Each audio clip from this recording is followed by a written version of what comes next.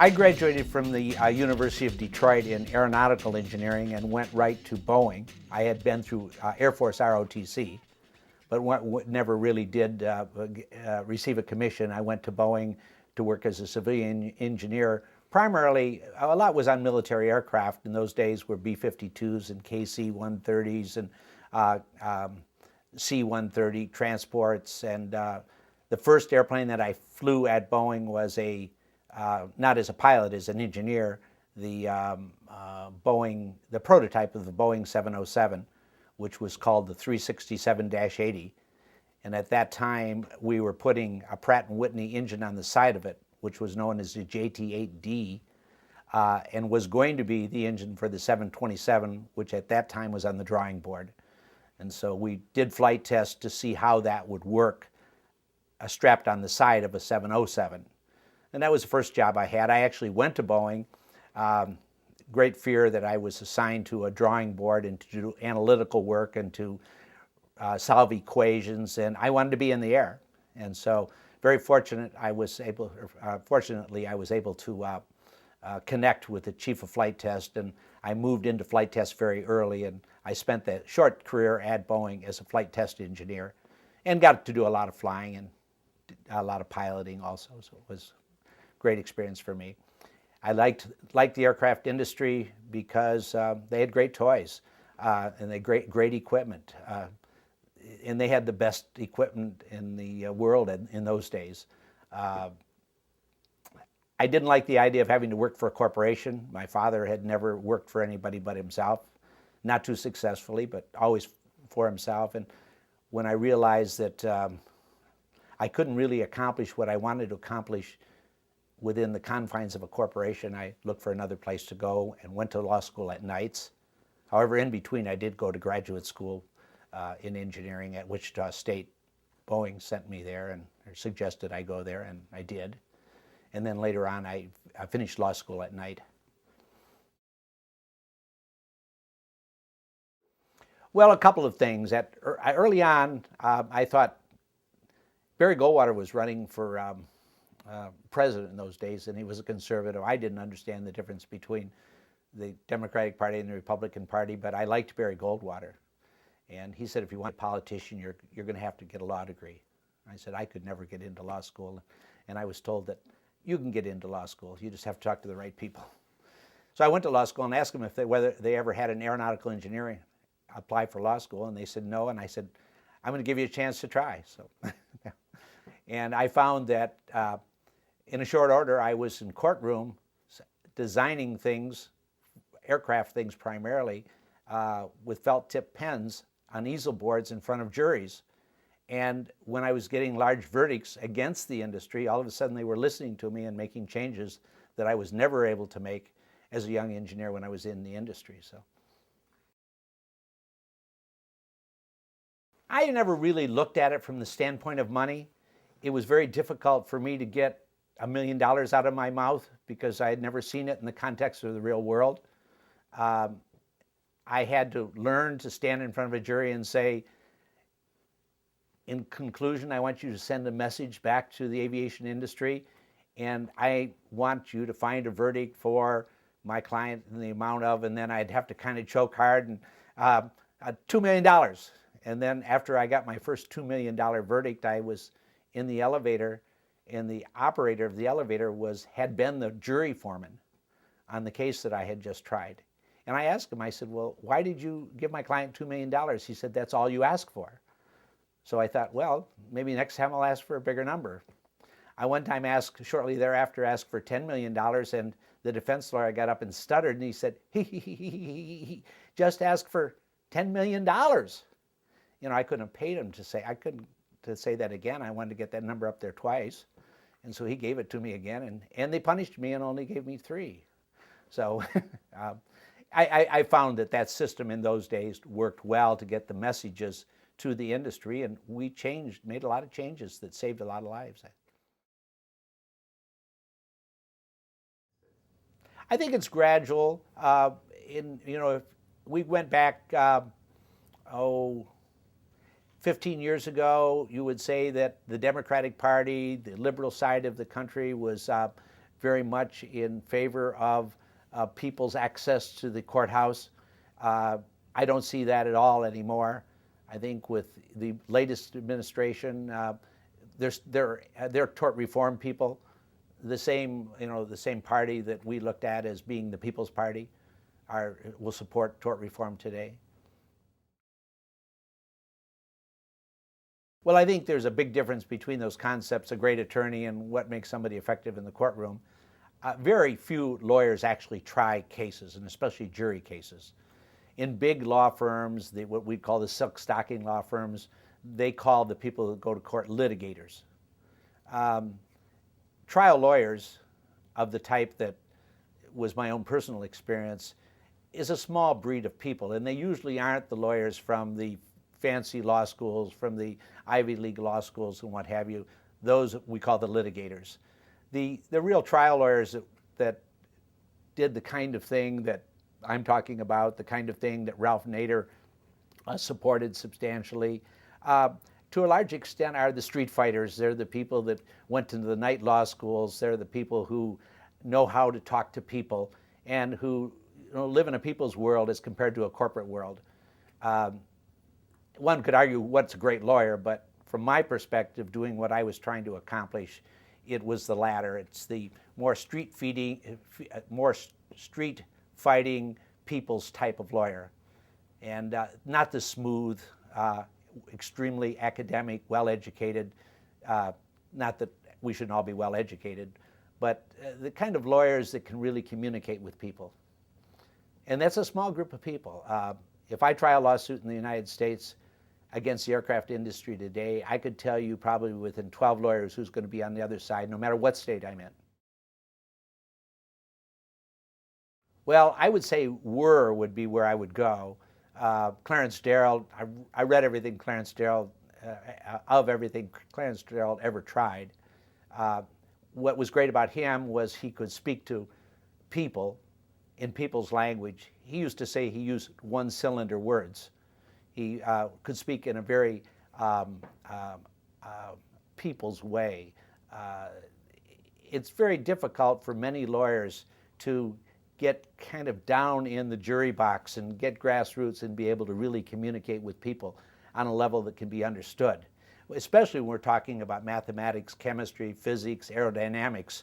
That's very difficult. So it takes being kind of a high school physics teacher, a Mr. Wizard, Mr. Science sort of approach. And that's what I always tried to do myself. Of all the systems I have seen around the world, and I have been in many legal systems in addition to the United States, I think it's the best I have seen. There is some argument for, instead of having lawyers or judges be lawyers that either came from the political arena or from the practicing law arena, to have judges actually educated as judges. I know in Korea they do that. You go to judge school or you go to law school. And there's a difference between being a judge and a lawyer. As far as in our system, trying a case in front of a judge as a finder of fact as compared to in front of a jury as a finder of fact, I'll take the jury anytime over the judge. The judges have their prejudices as anyone does, as the jury does.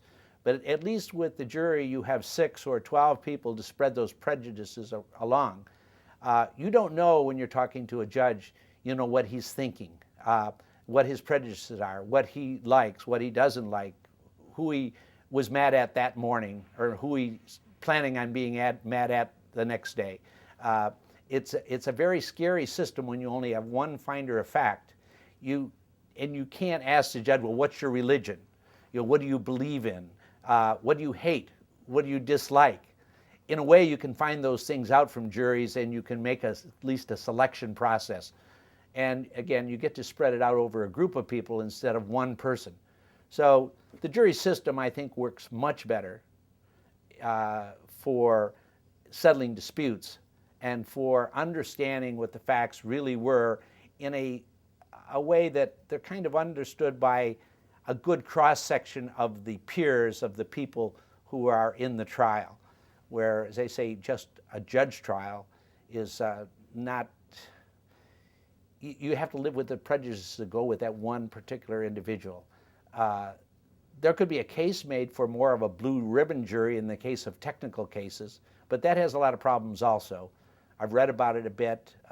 I think the system we have for civil cases, which is rare because not very many countries actually use juries in civil suits, conflicts between people or between people and corporations. I think it's probably the best system I have seen. And even though the juries may not be very sophisticated in mathematics, chemistry, physics, or medicine, they understand the impressions, and that's important. Well, you have to really look at the dynamics of the particular courtroom. You have to think of how did the judge get on the bench? If you're in federal court, the judge was appointed by basically the executive branch, the president that was in office at the time that he was appointed.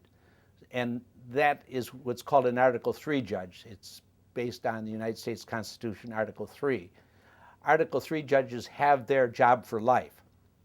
So to that extent, it makes them a bit more objective because they know that if they say something or make a ruling that is unpopular, they don't lose their job. They've got that job for life. That's a good thing and a bad thing. The bad part of it is it becomes kind of a power trip, and they realize that they've got that power for life. And a lot of times federal courts are not very sensitive to people's needs and people's conflicts.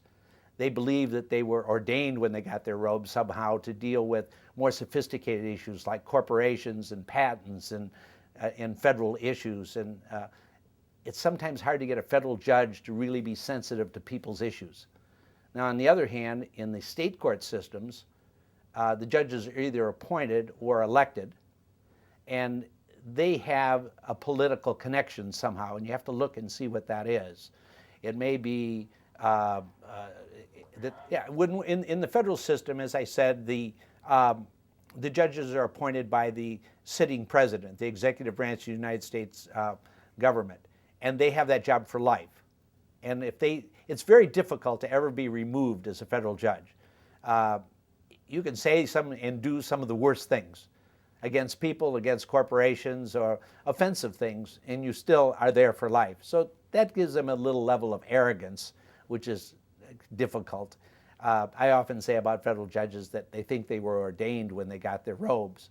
Not to say there isn't some very good and very sensitive federal judges, but to a large extent, federal courts see themselves as very sophisticated. They really don't see themselves as courts for people. They see themselves as courts for corporations and patents and federal trade issues and what they would consider the more high-powered and sophisticated things. So in the federal system, you have to realize that, and oftentimes it's necessary to play to the jury, which is a jury of people.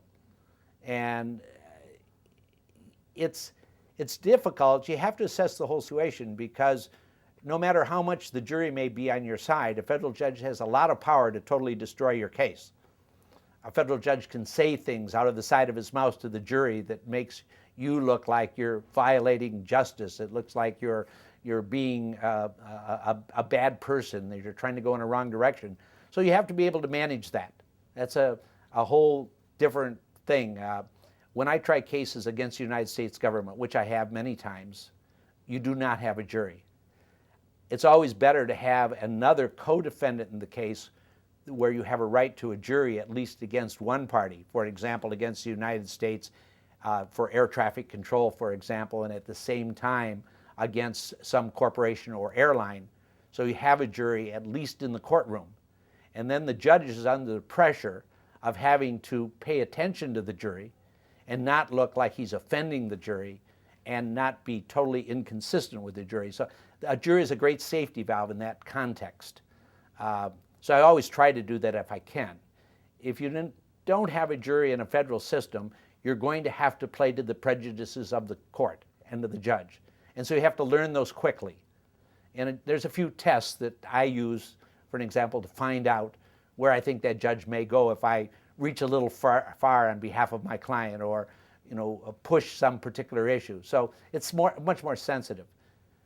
In the state court system, judges are elected, and they're elected by the community or by the corporations that are in that community. And so they're much more sensitive to being offensive, and they're much more likely to be people's courts. So that's usually my preference. I walked in front of a multi-district litigation panel recently where they were trying to remove my case to federal court. And the senior judge on the panel has said, when I walked up to the podium, and here comes Schaden again with his never-ending quest to stay out of federal court. So I have developed that reputation. I never have used a jury selection system. I've never used jury consultants. I've read novels about them. I've seen them in movies. I have always just kind of gone with it from, I guess I would say, a seat of the pants approach. I find that most of the cases I try are long cases. They aren't things that would go on for 1 or 2 days. They typically would go on for 2 weeks to 2 months. I try to wear well with the jury, learn never to overreach, to confront everything, to avoid nothing, and to be really straight and honest about it, never overreach. After a couple of days, the best and worst of people understand that. And they tend to listen, and they do the right thing. I mean, you might find a very difficult person on the jury, but the rest of the jury kind of brings them around. Well, one very interesting way to look at what happened in a plane crash, why the airplane crashed, is to follow the history of the National Transportation Safety Board, who has been, that board, a governmental body, has been assigned the responsibility to investigate, along with plane crashes, all types of transportation crashes. I understand it from the perspective of plane crashes because I've worked on it for many years. The National Transportation Safety Board investigative team usually ends up being a team made up of the airplane manufacturer, the engine manufacturer, the avionics manufacturer, and sometimes the operators. In the case of the airlines are fairly involved. There is never anybody on that team that represents the passengers, the people, or the pilots other than in the context of the pilots for the airlines and being employees of the airlines.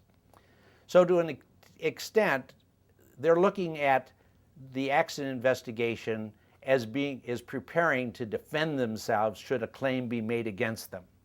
So the investigation is kind of like the fox watching the chickens. It's, right from the beginning, it's bent in the direction to take the blame or the cause off of the manufacturer of the engine, the airplane, the avionics, or in the case maybe of the air traffic controllers. In that sense, the FAA is always part of the investigative team, the Federal Aviation Administration. So often you'll read a National Transportation Safety Board report as to the cause of an accident, and when you investigate the facts, and that's what we do from a technical standpoint, we do a lot of our own technical work and accident investigation work, we find that it's night and day. I mean, what you read in the NTSB report and what really happened are so different. I'd hasten to add that usually airplane crashes are a cause of a combination of things. There are many things that go into why the airplane crashed, and it may be the crew in part.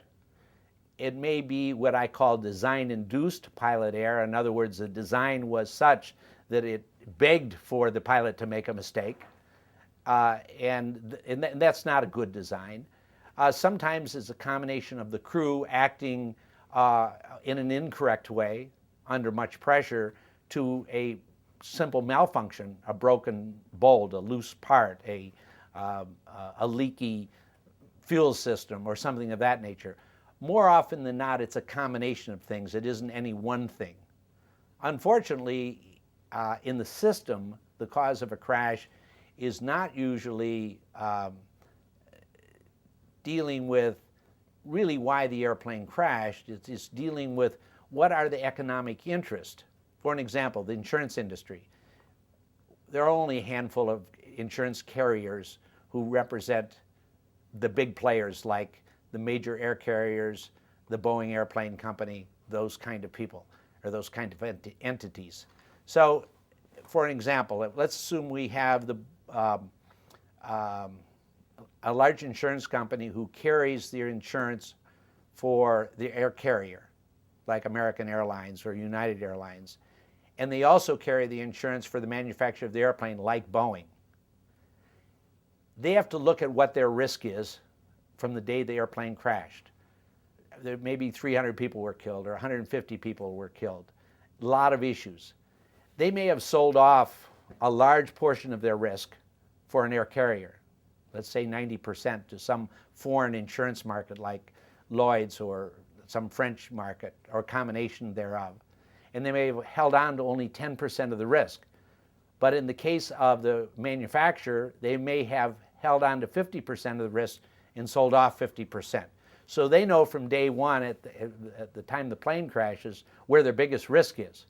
They're better off having it being an air carrier problem than being an airplane problem because they've sold off most of the risk for the carrier, and they're only holding a small percentage of it.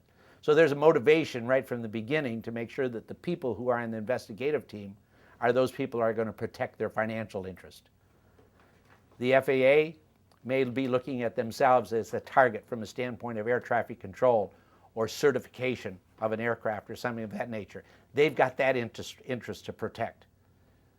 So it's a very complex process. In general aviation, small aircraft, which we do a lot of and have done a lot of over the years, it's fairly simple because we have an engine manufacturer, an airplane manufacturer, and we have somebody from the NTSB who is much less schooled in the aeronautics, in the power plant, than the manufacturers who are on the team helping them. So the result is usually driven by the manufacturer of the airplane or the manufacturer of the engine. When you get to air carriers, it gets a little bit more complicated, and the NTSB gets much more involved from a technical point of view. They have a good metallurgical lab, for example, and their metallurgical people will look at metallurgical parts. But again, the result is substantially driven by the manufacturer of the airplane and the air carrier. I don't think that the NTSB does the correct job in protecting the passenger. There are so many issues. For an example, if you take a Boeing airplane like the model 737, that's kind of the workhorse of the world industry. I mean, they only have one competition, and that's Airbus. And for the NTSB to come out and say that's a defective airplane is almost an impossible thing because it destroys the balance of trade. For example, there are huge issues at stake. So they come up with some mealy-mouth cause for the accident that tends to blame it on the crew to make people believe that the airplane's fine, we just had a bad egg flying it at the time. When I've seen many examples of that. They do work with the FAA and make recommendations with the FAA quietly after all the claims are settled and after it's out of the public eye to try and fix some of the problems. But at the stage of the investigation, at the stage of the accident report, it usually isn't driven directly in the direction of trying to make the plane safer or aviation safer. Now, I would add that I think aviation has gotten much safer in the last 30 years that I'm doing the business, especially in the air carrier business. I don't think in general aviation it's got much safer. But in the air carrier business, there's a lot of things that have gone in the right direction. One, crew training is much better than it ever was. The one single thing there that makes it much better is the simulators are so much better. I mean, I go to school today, these days, twice a year for a week. I'm flying a simulator for one of the two jets that I generally fly. The training I used to have back, 15, 20 years ago compared to what I have today was lame. The training is very good today, and it trains to the least common denominator. The one thing that is advanced a lot in aviation are avionics and electronics and flight management systems and navigation systems like GPS. satellite-based navigation systems. Those things have provided such much better situation awareness to crews. They know where they are better than they ever did. When I started flying freight as a young man out of Detroit for the automotive industry, we didn't know where we were most of the time. You know, we were kind of pointing in one direction, hoping we would find something on the ground that would tell us where we were, or some radio signal. I remember flying into Detroit oftentimes looking for WJR, which was 760 hertz, you know, radio station for music and morning talk show. And I was so glad to get my needle pointing in that direction, knowing it. I mean, today we know where we are within feet. Within a few feet all the time. We've got displays, computer displays in front of us that show the airplane and show what its relative position is and what its situation is in all degrees of freedom. So the view from the cockpit is so good now that you, I often tell people you really only need one pilot and a dog. You need the pilot to feed the dog to bite the pilot if he touches anything, because everything works pretty well by itself. But on the other hand, that switch to automation, where you really you have to monitor that very carefully. And oftentimes, the automation does something that you don't think it should do, or something that it shouldn't do. And what's the answer to that usually? Reboot. Well, if you're 3 miles from touchdown, the weather's bad, you've got ice in your wings, you might have to shoot a missed approach, and all of a sudden something goes, upside down on you. You better know what it is that happened, and you better know how to revert back to basic data and basic airmanship. And that's the thing that is getting away from the younger, newer crews, because they start with automation and that's what they know. They text, 2 weeks before they went to flight training, they were championing at texting on their cell phone. They know how to button push. They don't really understand the systems from the standpoint of airmanship and hydraulics and pneumatics and the electrical systems. They know how to push buttons and how to react to button pushing and messages. And so there's something lost. But all in all, I think the system has been made safer by the kind of technology that's in the cockpit. Aerodynamically, the airplanes have been flat for years. I still say to juries that the spirit of Wichita is still the spirit of St. Louis. It's a high wing, single engine monoplane, but it costs more and goes slower. Yes, you can go back to a crash of American Airlines in Cali, Colombia, where we've reconstructed that in the cockpit regularly, and we see the pilots are confused, and they're saying, what's it doing now? Why is it doing that? Why is the autopilot doing this? Why is it turning us in that direction? I thought we were supposed to be going in this direction. In the simulators, where I spend probably 12 days a year, even these days, flying different airplanes, the comment that I hear more often than any, either from the instructor or from one of the crews I'm flying with or from myself, is, why is it doing that? It's not supposed to be doing that. So, that is a common problem. Airplanes have been flown into the ground. They've been flown into mountains. In Cali, Colombia, that was the case. It was flown right into a mountain because the automation, the flight management system, basically flew it right into a mountain. So we have seen that. The other thing we're seeing is there's a lot of use of composite materials as compared to metals. Metals, we had a pretty good understanding of what their strengths were, their ultimate strength, their fatigue strength, their compressive strength, their tensile strength, what have you. Composite materials are just coming to age in terms of homogeneity and in terms of being consistent and having exactly the same properties all the time, because they're evolving so fast. We had an American Airlines crash out of JFK here, bound for the Dominican Republic probably 4 years ago. That was a case where the vertical tail came off that was attached using composite structure or composite materials rather than metal materials, and the tail broke off. Great example of what I was referring to before, though. The NTSB investigation really didn't want to ground the Airbus, so the investigation substantially pointed at the crew claiming that they put in rudder inputs that caused the tail to break.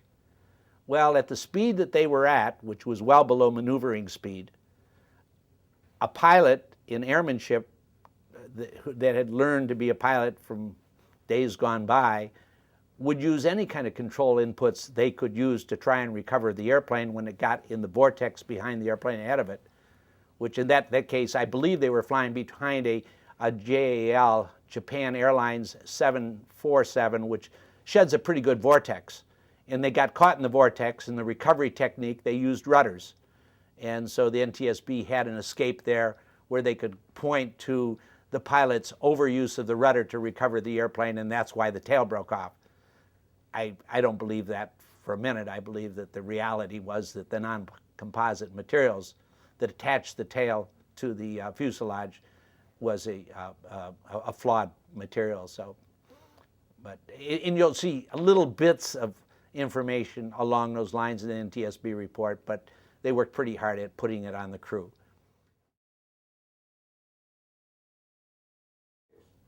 Well, one thing, we don't have much left in the way of competition in the aircraft industry. You know, when I graduated from aeronautical engineering school, in the big airplane, air transport area, we had Boeing, Convair, Lockheed, General Dynamics, Douglas, McDonnell, etc. Today, there basically is one company in the United States, the Boeing Airplane Company. In general aviation, we had many more competitors. So there isn't a lot of competition in the business, certainly within the United States, even on a global basis. What we have on a global basis is Airbus and Boeing, and that's it.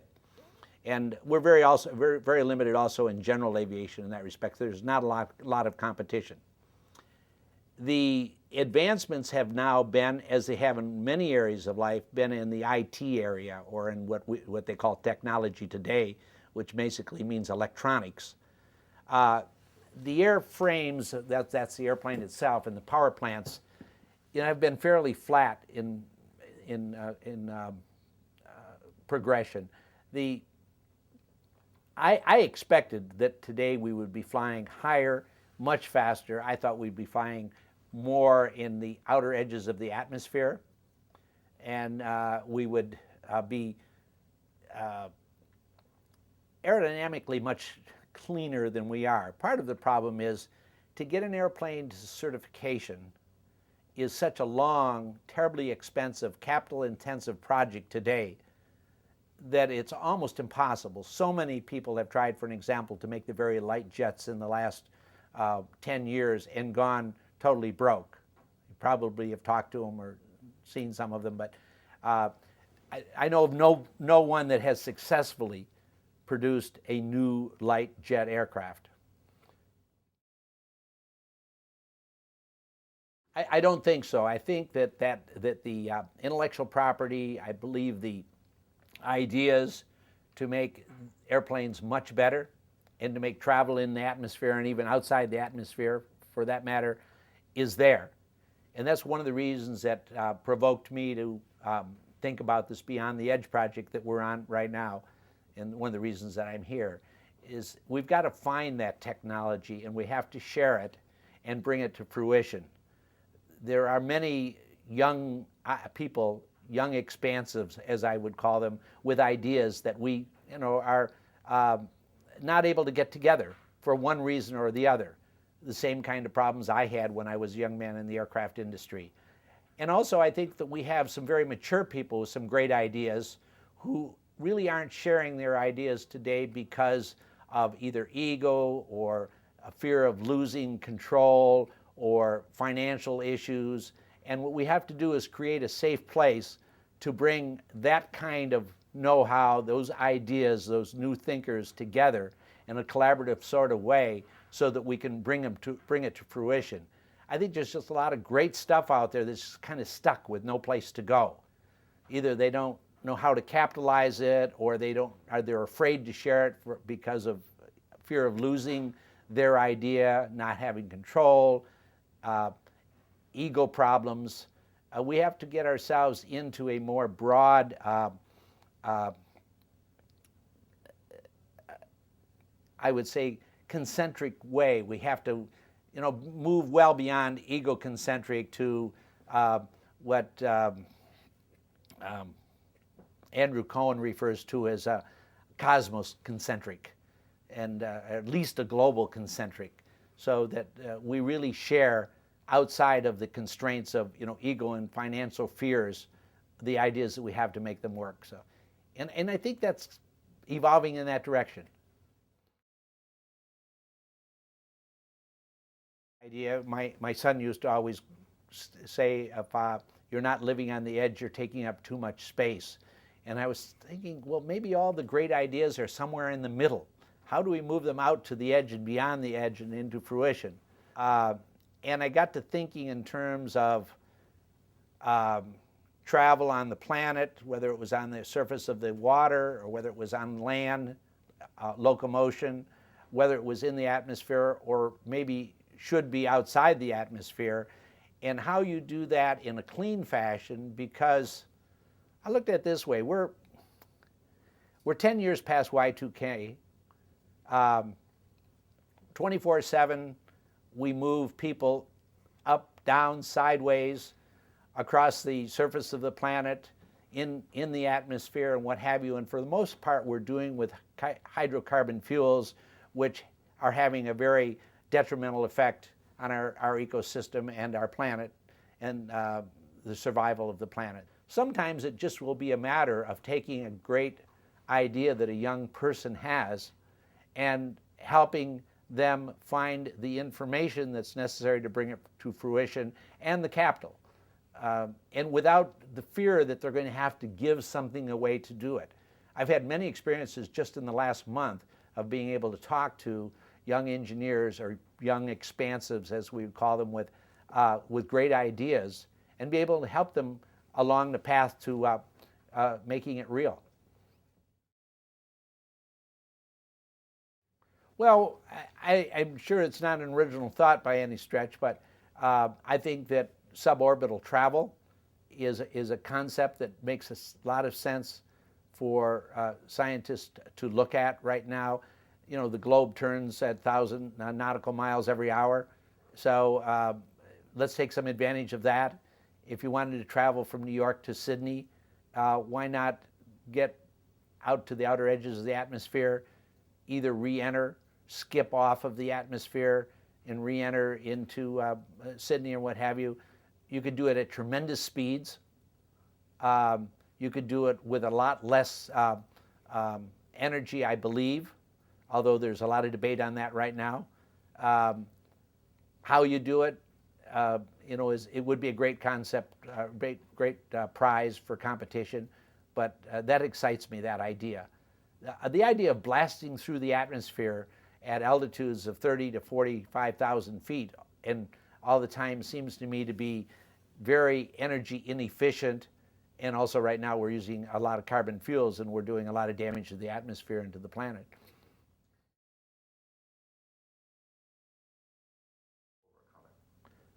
Well, ego is a big issue because people like to be connected with what they've created. Money, obviously making money and having power is a very important thing tied to ego, and certainly gets in the way of sharing and people being willing to release their ideas. I think that for me, it's very possible to create a safe place for young people with good ideas. It's a matter of trust. It's a matter of people trusting each other and having no fear that they're going to be taken advantage of or be hurt from either an ego standpoint or a financial standpoint. The method of doing that, I think you have to do it by raising the level of consciousness of people, particularly in the scientific world, to a point where they really believe that we have to improve our culture, we have to get unstuck from where we are. I don't have much trouble communicating with scientists on that level. To me, is very similar to communicating with juries. Personally, I don't have a lot of trouble with it. I think that I've been able to make a few young engineers feel very safe to disclose their information to me and trust me with it.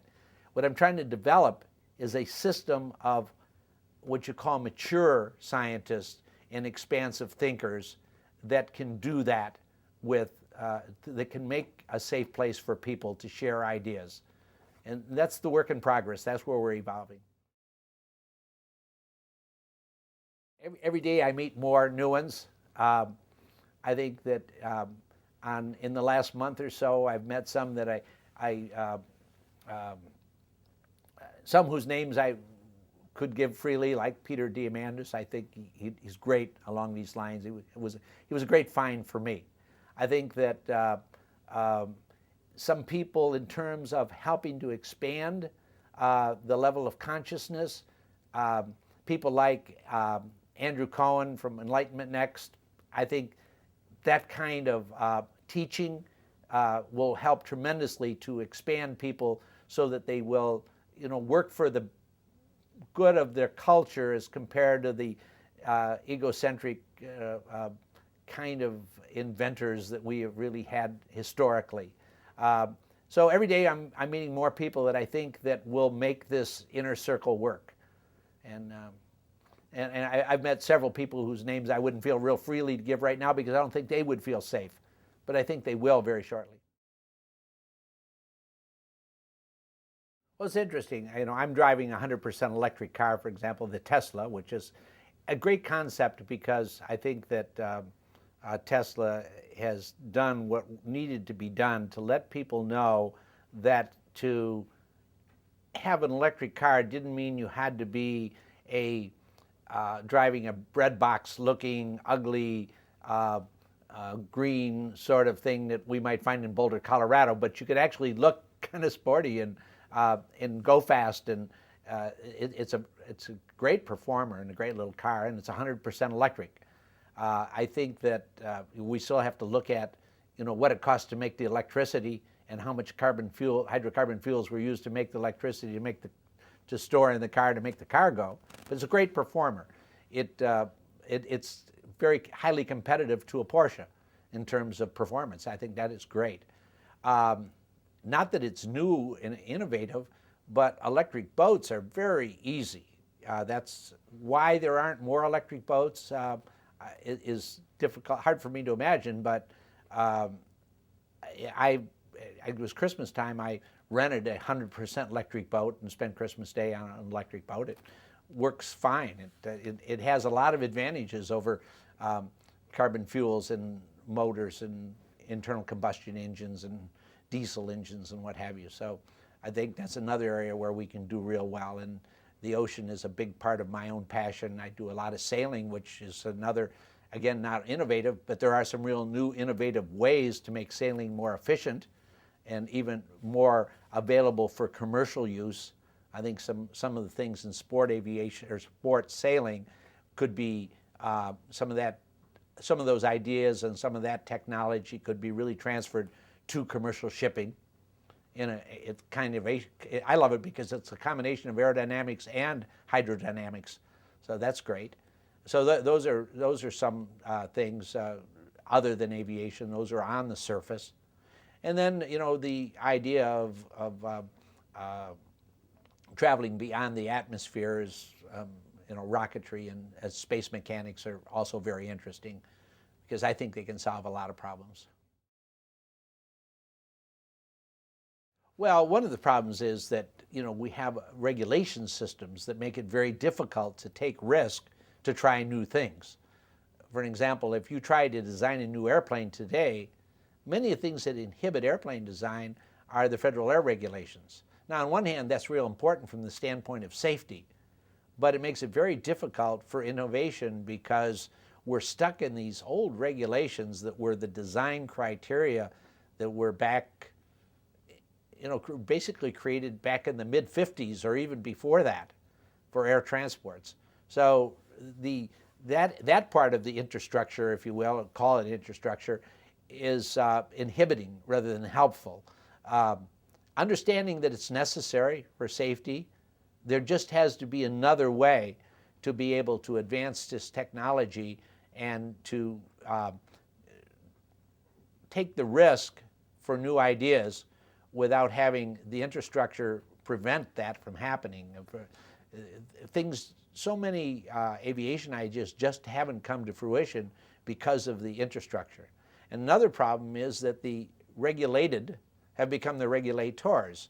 To a large extent, in the aviation industry, we could say that the Boeing Airplane Company, certifies their own airplanes, or tells the FAA when they're going to certify them and how they're going to certify them. So the system has kind of turned around on itself a little bit. I think listening to people that have expertise in the areas or in the fields of transportation, rather than, and I'm talking about people, as compared to corporations that are in control of the economy, and I want to make that distinction. I think there's a tremendous number of people that never get listened to. And if you go to Congress and you go to a subcommittee and to a hearing and what have you, all of the people who testify for the most part are the heads of industry, the heads of the airlines, the heads of the airplane manufacturer. We need to get some of the people out of the universities. We need to get some of the ideas, out of the hangars, out of the Experimental Aircraft Association, some of the grassroots people who have some great innovative ideas, and get the people who are in control of government to listen to them. One of the things I loved about the courtroom is, to a large extent, the experts we used were people from the university. They were people that were learning and teaching as compared to people who were in control of industry. Well, I think one thing that would work would be to have some system in place where Congress listens to the teachers and the students from the academic institutions, some of the cutting-edge academic institutions. I know at the University of Colorado, where I've worked substantially, there's some great things going on in the minds of young people, and there's some great things going on in the laboratories, but that's where they are. I want those things to be on the floor of Congress, to be competing with the industry input.